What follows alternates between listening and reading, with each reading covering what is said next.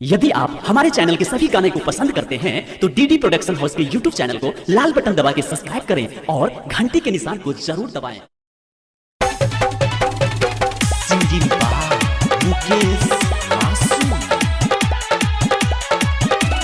DJ Gudduraj Madhubani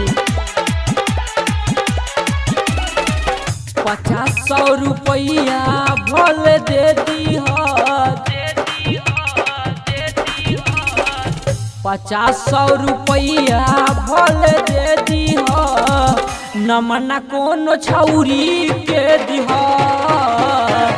50-100 रुपया भोल दे दी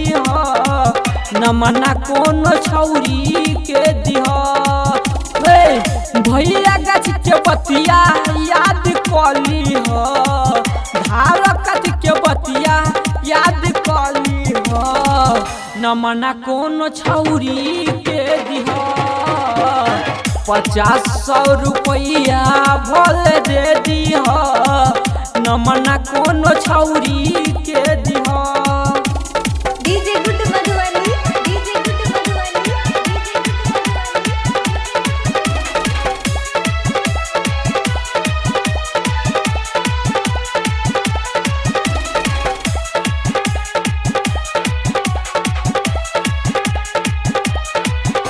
कि ठीक से गाड़ी चढ़ी है ये राजा टाइम देके उतरी है ये राजा बतिया कनिया के मनी हो याद ना भूलई है ये राजा याद ना भूलई है ये राजा कि ठीक से गाड़ी चढ़ी है ये राजा टाइम देके उतरी है ये राजा बतिया कनिया के मनी हो याद ना भूलई है ये राजा वीडियो कॉल पे भोले सामान देखली वीडियो कॉल पे भोले सामान देखली नमना कोनो छौरी के दिह 50-100 रुपया भोल दे दिह नमना कोनो छौरी के दिह नमना कोनो छौरी के दिह। डीजे गुड्डू मधुबनी डीजे गुड्डू मधुबनी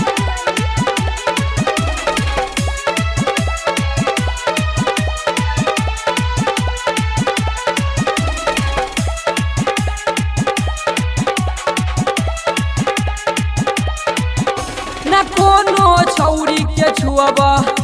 खाके तू कह कसम ना तो जिए तेजी फांसी लगा ले सैया मासूम के सवाल लगा ले सैया मासूम ना कोनो छौरी के छुअब खाके तू कह कसम ना तो जिए तेजी फांसी लगा ले सैया मासूम के सवाल छोलनी के मारी याद कली कोरोना ठीक के मारी याद कली नमना कोनो छौरी के दिह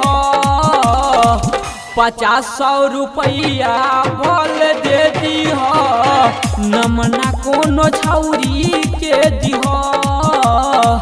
नमना कोनो छौरी के दिह।